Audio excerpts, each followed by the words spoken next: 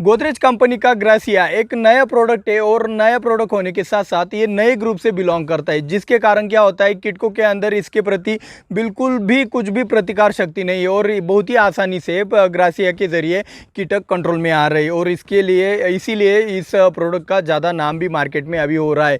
तो बहुत सारे किसानों ने कमेंट किया कि भाई ग्रासिया के ऊपर एक बहुत ही शानदार और डिटेल जानकारी वाला वीडियो बनना चाहिए और उसी के साथ साथ भाई नया नया प्रोडक्ट होता है तब वो अच्छे से रिजल्ट देता है।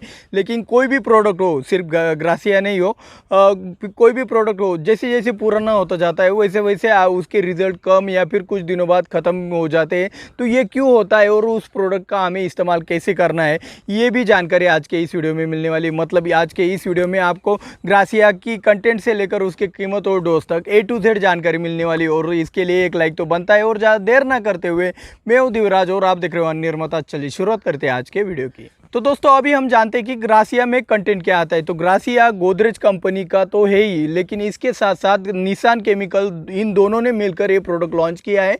तो इसके अंदर आता है फ्लुक्सामेटामाइड 10% इसी फॉर्मुलेशन में। इसी का मतलब इमल्सिफाइबल कॉन्सेंट्रेट होता है। दोस्तों इसका अल्टरनेटिव यानी कि कोई और ब्रांड मार्केट में फिलहाल तो अवेलेबल नहीं। इसका कारण जो निसान केमिकल है उसके पास इस केमिकल का पेटेंट है। अब उसी के हाथ में है कि भाई बाकी कंपनियों का इसको बनाने की इजाज़त दे या ना दे।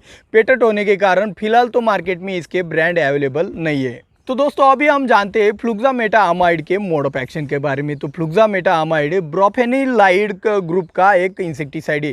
ब्रोफेनिलाइड एक 30 नंबर का एक ग्रुप है जो कि नया है और इसमें भी एक जो भी इंसेक्टिसाइड या फिर केमिकल की जो रेंज है अभी फ़िलहाल के लिए तो एक ही है।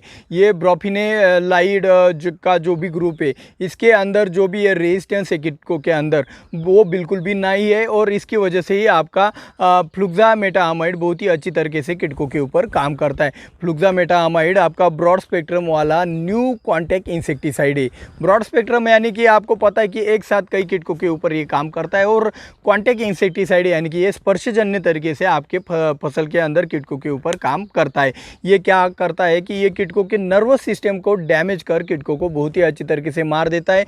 इसमें नॉकडाउन एक्शन है। नॉकडाउन एक्शन यानी कि एक स्प्रेइंग करते ही कीटकों के संपर्क में आते ही ये कीटकों को कुछ ही समय में मारने की क्षमता रखता है, इसलिए इसे नॉकडाउन एक्शन भी कहते हैं। इसमें लार्वासाइडल एक्शन भी है। लार्वासाइडल यानी कि इल्लियों को भी मारने की क्षमता रखता है। इसमें थ्रिपिसाइड एक्शन भी है। थ्रिपिसाइड यानी कि थ्रिप्स को मारने की क्षमता रखता है और इसमें मिटीसाइड एक्शन भी है। मिटीसाइड यानी कि ये माइट्स को भी कंट्रोल करने की क्षमता रखता है।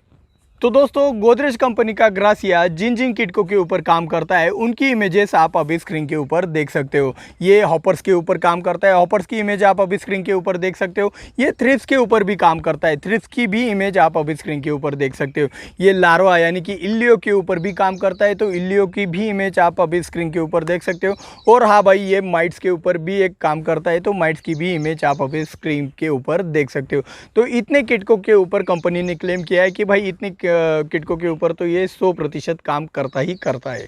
तो अभी हम जान लेते हैं कि ग्रासिया को किस स्टेज में किस अवस्था में डालना चाहिए और किस कॉम्बिनेशन में आप इसका इस्तेमाल कर सकते हैं।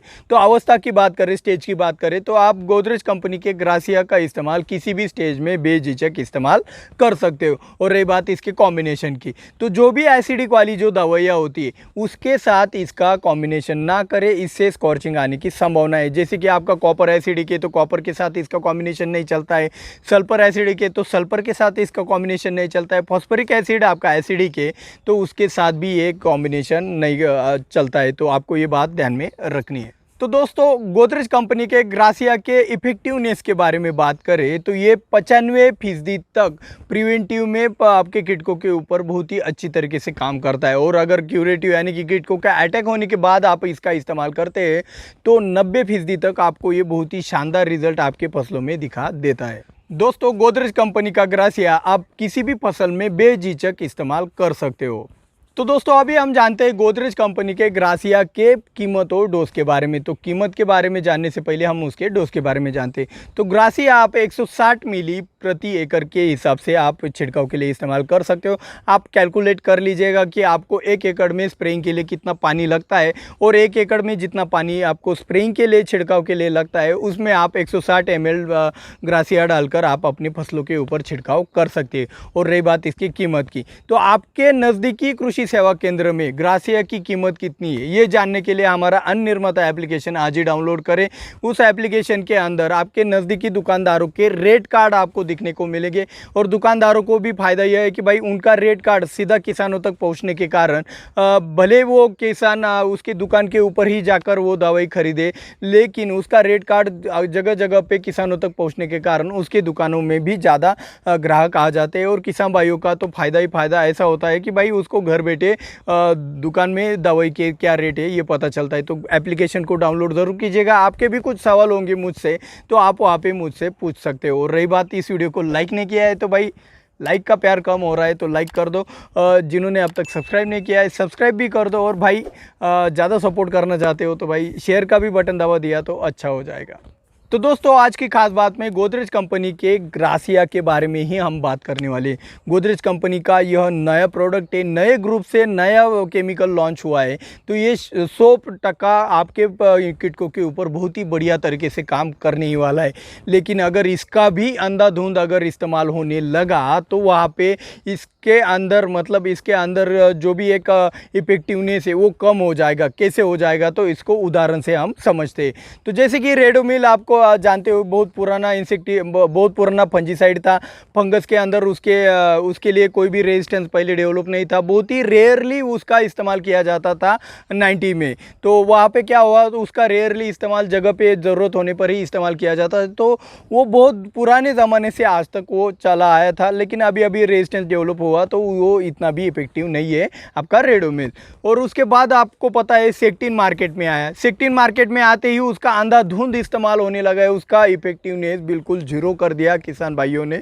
तो उसका इफेक्टिवनेस सेक्टिन का इफेक्टिवनेस जीरो होने का कारण नया मॉलिक्यूल होने के कारण लोग प्रिवेंटिव में भी इस्तेमाल कर रहे हैं और कुछ ज़रूरत ना होने पर कुछ क्लाइमेट ना होने पर भी उसका अंधाधुंध एक के बाद एक वही स्प्रे अगर रिपीट कर रहे हैं तो वहाँ पे फंगस के अंदर रेजिस्टेंस डेवलप हो जाता है। और एक बार रेजिस्टेंस डेवलप हो गया तो वो उस ग्रुप के कोई भी एक फंजीसाइड हो केमिकल हो उसके प्रति वो कीटक हो गया या फिर कुछ रोग हो गया वो रिस्पॉन्स नहीं देता है।